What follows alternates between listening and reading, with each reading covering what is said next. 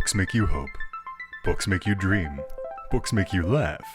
Books make you scream. This is the Books That Make You show, discussing books with authors and experts, unraveling the inner pages of all the books that help make us who we are. Hosted by Desiree Duffy. Once again, it is time for us to have some book-ish fun. Welcome! It's the Books That Make You show, and I'm Desiree Duffy. And today, we're talking about books that make you dream of making it in Hollywood. Now, as someone who lives in Los Angeles, I can attest. This wonderful city is brimming with creative souls who dream of being screenwriters and directors, actors, models, animators, designers, celebrities, thespians, and more. People from around the world are drawn here, making it a special place. There is a creative energy in Los Angeles that I've never felt in any other city. And the people, they're drawn to one another. They collaborate and they work together on projects like films and plays and shows and books. They feed off of each other's energy and produce a large portion of the entertainment delivered to the entire world. Why this city? Who are these people?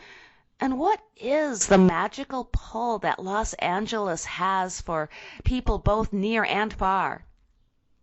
Konni Granma is somebody who not only dreams of Hollywood, she writes about it too.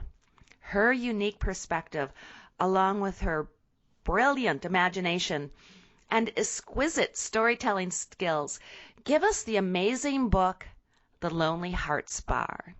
Konni has been writing since age 11, and she's originally from a small abandoned town, but now lives in Moscow. Her personal journey is as amazing as the fictional one that she creates for her characters. And right now, I'd like to introduce you to our guest, Konni Granma. Welcome to the show. Hello, everybody. I'm so happy to be with you. Hi. Thank you for joining us. And this is the magic of modern day technology, that you are all the way on the other side of the world. Oh, yeah, it is great. Yeah, it is great. So tell me what you think it is about Los Angeles, about Hollywood. What is it that attracts people? You know, Los Angeles is a city of constant summer, right? So to speak. Well, why not if Woody Allen called New York a black and white city in the film Hollywood Ending, if you remember? So Los Angeles, this is a city of dreams. And I think that people just want to pass their dreams, you know. Oh, I agree. And for one, I feel the people in Los Angeles are among the most friendly people in the world because so many come from different places and they've left family and friends someplace else. And when they come here, there's an instant connection because we're all in the same boat, so to speak. Yeah, right. Yes. And it's a magnificent creative energy too, because people are constantly like, oh, you're a writer. Hey, we have this project. Do you want to help out with it? Or we're doing this short film. You do lighting. Hey, do you want to contribute? Yeah, great. Yes. Can imagine that. Yeah. Now, in your book, which was actually featured recently at the LA Times Festival of Books, it's it's also a screenplay, meaning that it could actually easily be turned into a film. So tell us a little bit about the book, about the premise and the theme, and how you wrote it as both a book and a screenplay. Well, the plot of The Lonely Hearts Bar is largely connected with arguments about the greatness of the universe and time, which causes the main characters to change their lives and follow the path of their dreams, the very path that we are very afraid of.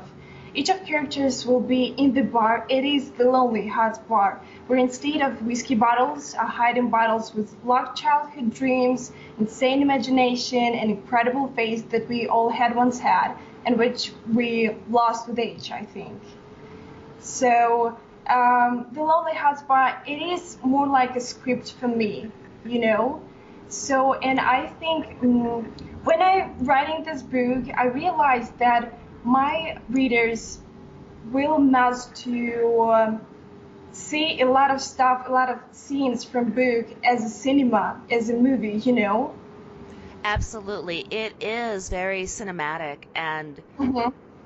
having a book being adapted into a film or even a TV show, that puts you actually ahead of just a screenplay because you have all of that material there that can be pulled from. Yeah. And so it gives you actually an advantage to turning it into a film. And Yeah, and I was a little bit afraid of it because I understood that that readers will have to imagine a lot and maybe even reread some lines because oh, who said that, or oh no, who said that, that kind of stuff. And I love the symbolism in your book. You mentioned how the whiskey bottles are filled with other things. Yeah. Talk a little bit about that and where those creative ideas came from and how you developed that.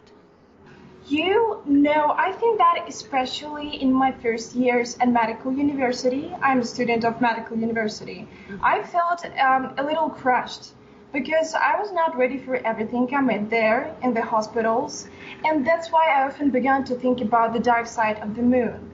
At the same time, before thinking about medical university, I was thinking about becoming a filmmaker, Hmm. but apparently sometimes life has other plans for a person, and most likely it is for better, I think. And so, faced with the real stories of patients from hospitals, I see the real life in its opposite side. So I think it is a huge part of my book too. I love that. And let's talk a little bit more about your personal story and your journey from a small abandoned town to Moscow. Tell us Yeah. about that. Well, yeah, I was born in a little abandoned town, yeah, and I always thinking about doing something that I love. And when I was a teenager, I thought that I'm gonna be a filmmaker. But then, in the beginning, medicine seems very difficult, and sometimes it seems that you cannot cope with that. But then you find yourself on the path of helping someone and you feel more confident and you understand that the choice was made right. And so that's why at that moment in my life, when I realized that I wanted to move to the big city and I'm in Moscow, so I can quite call my book screenplay The Lonely Hearts Bar my lifeguard because it came at that time when I had a serious choice and many questions about my future profession and university and moving to the big city too, of course. And the name of your book, The Lonely Hearts Bar. It reminds me, the moment I saw it, the cover, Hmm. it Oh yeah. reminded me of that famous painting of the Hollywood diner where you have the stars sitting around and it's dark, but then the diner is brightly written. That's what the visual image that I get from it. Oh, So so great. tell me about the name, how you came up with the name and the setting. I mean, it's so fascinating how you kind of use this as a symbol for hopes and dreams and something that transcends all of us in this bar, this diner. You know, I don't know why, but I didn't think about why I wrote this book or something because when I write a book, I talk about what comes to me from above. Hmm. So it's more about that. So for me, it's really difficult to explain why these characters found me because I'm the type of author who finds that my creations have a life of their own. So I think that my characters find me. I have a lot of writers, a lot of authors tell me that Really? yes, that the characters start talking to them. The Uh-huh. characters drive the Yeah. story. It's almost like they are a conduit and the story, the characters, the voices are coming through them. Oh my God, it's true. See, you're not alone. That's great to know. I'm not crazy. Okay. No, you're not crazy. You're just creative. Thank God. Yeah. So tell me about the characters because this is starting to explain it. They are beautifully written. As a reader, you instantly, well, maybe not instantly, but you will fall in love with these characters. Tell me a little bit about them.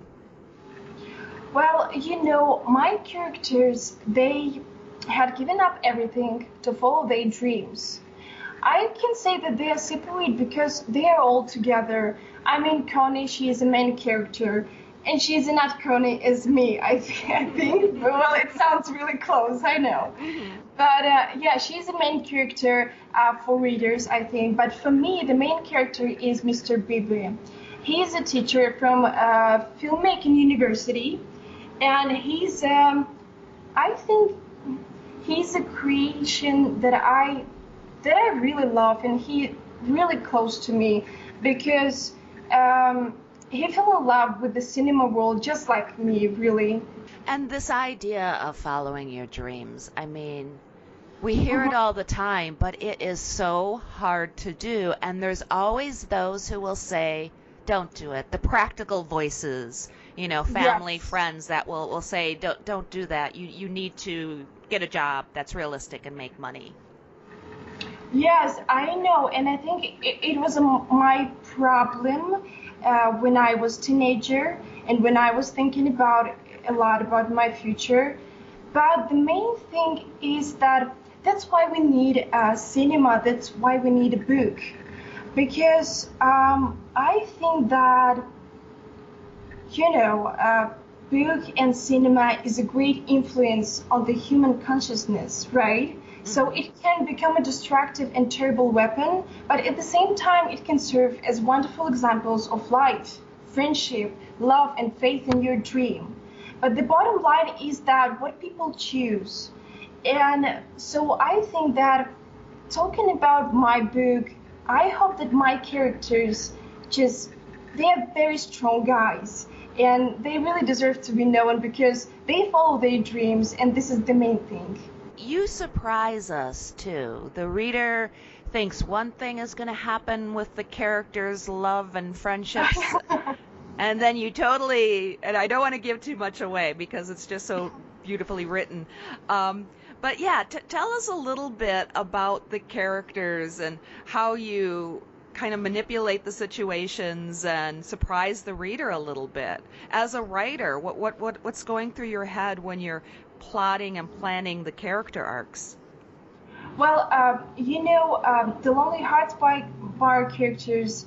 Well, talking about Mr. Bibi, he's wholeheartedly devoted to the magic of cinema and draws his students into active participation in the global battle between good and evil. That's why he talk about university and time, And Connie, Dave, Lee, and Jack, characters from the Lonely Hearts Bar, they're like a best friends with a different life, but the main thing is that the conclusion of the narrative, the characters return to the starting point, which turns out to be the ruins of the very same bar, and so it's about, it's a lot about life, about real stuff, about dreams, about what we're afraid of. And I think that's what makes it just so fascinating on so many levels, because you have these characters and they're just in a bar. I mean, we've all sat in a bar or a diner and, had a drink with a friend. And so it feels just very normal and real. Mm-hmm. But then you expand it to questions about time and life and good versus evil, which are like the ultimate big questions in the universe. Yeah, I think that this kind of stuff from my book, like Bar, The Dark Side of the Moon, it is like a metaphor of what is happening in the world right now. Now, and these characters, because I love them so much, I'm excited to know that you're also working on a second book, right? They're going to continue. Yeah, yes. At the moment, there are 2 novels that at the editing stage. Oh, I love it. That's excellent. Thank you. Thank you. If you could give your book to one celebrity or influencer or one person in the entire world, who would you give your book to? Oh, this is gonna be Ethan Hawke. Ooh, okay. Okay. because Ethan Hawke. Because when I was writing The Lonely Hearts Bar, as the character of Mr. Bibi, I saw him really. I can explain it, but I saw him really. Okay. And that happens. I hear that from a lot of authors too, where when they start writing the characters, they can imagine it as cinema, and they can imagine certain actors playing different roles. Are there any others? What about Konni? Who would play Konni? Oh, so difficult question. God, I never thought about that. And I love it too, because your name is Konni. The Konni in the book, the name is spelled slightly different. And I know she is a fictional character, but it does seem like a lot of you is in her, which is a natural thing. Authors often put their personality and themselves in their writing.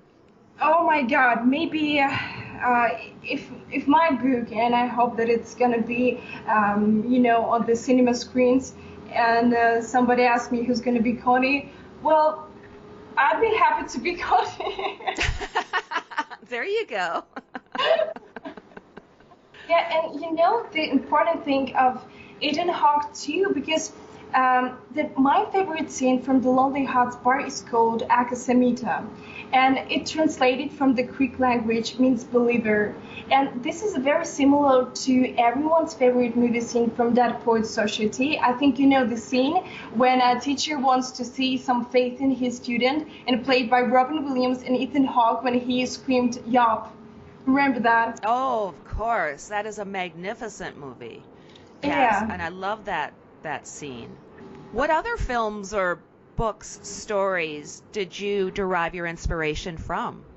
I think, oh God, never thought about it too. I think the huge inspiration of The Lonely Hearts Bar, it was that time in my life. It's not really about movies or music, but it's about that time of my life when I was a teenager, actually, and I was thinking about a lot of stuff in my life and my future. And who do you think should read your book? Who's your demographic? Is it women, men, a certain age? Who do you think would identify mostly with The Lonely Hearts Bar? I think,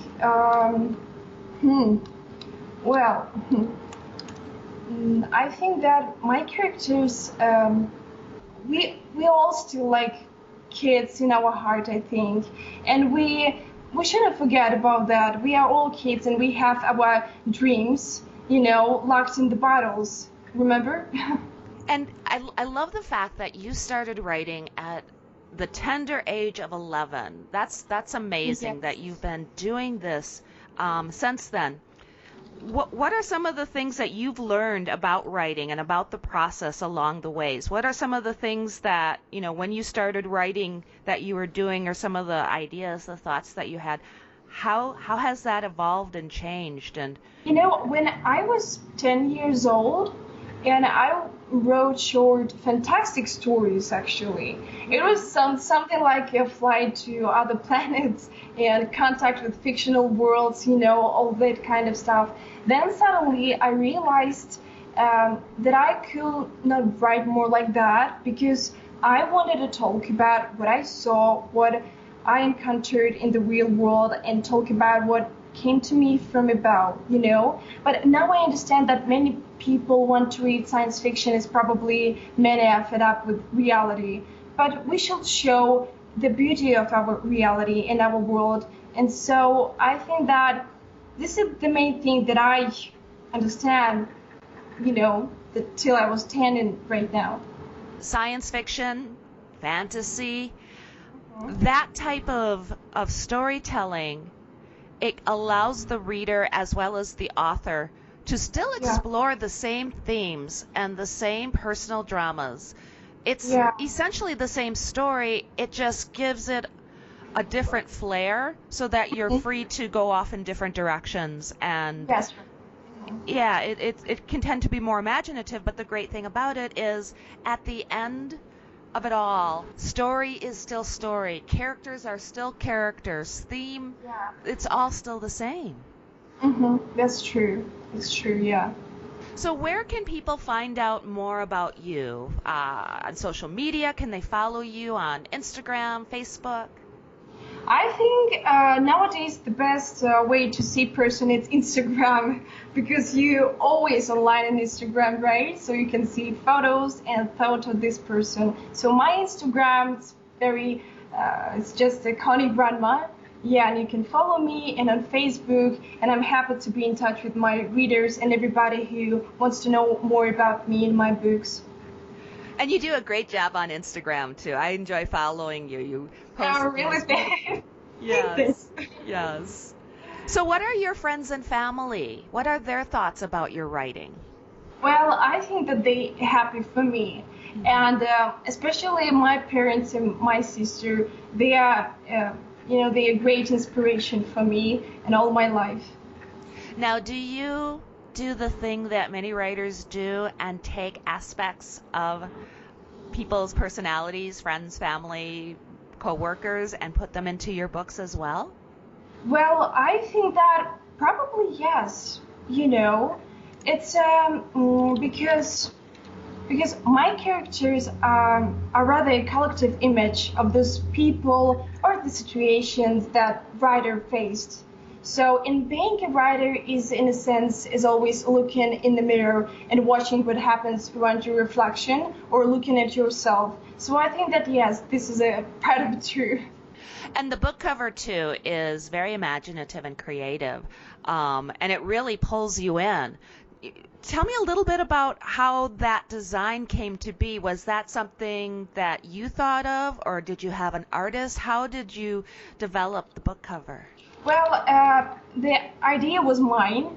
So I got an artist who can paint it, and it is a girl, just a student, just like me from St. Petersburg, and she's a great painter because.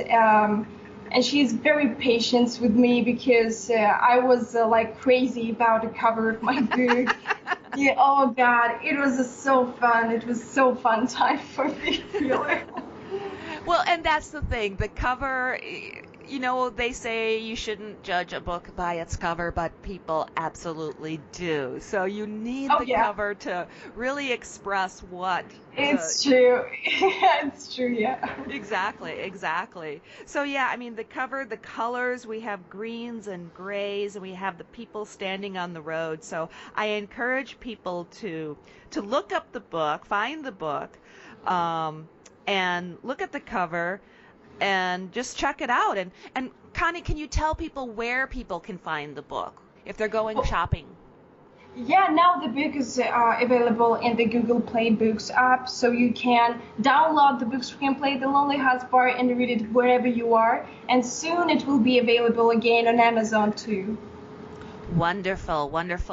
Well, Konni, thank you so much for joining us. Do you have any last thoughts or anything else that you'd like to tell us? Anything that you'd like to say before we go? Well, I want the world to forever remember the words of Mr. Baby, my character, that there is a beginning of what we believe in, and when it gets scary, throw everything to the wind. Oh, I love that. That's amazing. Thank you for that. Thank you so much. All right. And once again, my name is Desiree Duffy, your host on Books That Make You. Thank you so much for joining us today. And you can find out more. Just go to our website. It's booksthatmakeyou.com. And you can also follow on Facebook and on Instagram as well. Until next time, enjoy all of the books that make you who you are. The executive producer for Books That Make You is Desiree Duffy. Produced and sound mastered by Phil Giangrande. Engineering by Dave Nabox. Social media and promotion by Bree Sweeter. For more, visit booksthatmakeyou.com.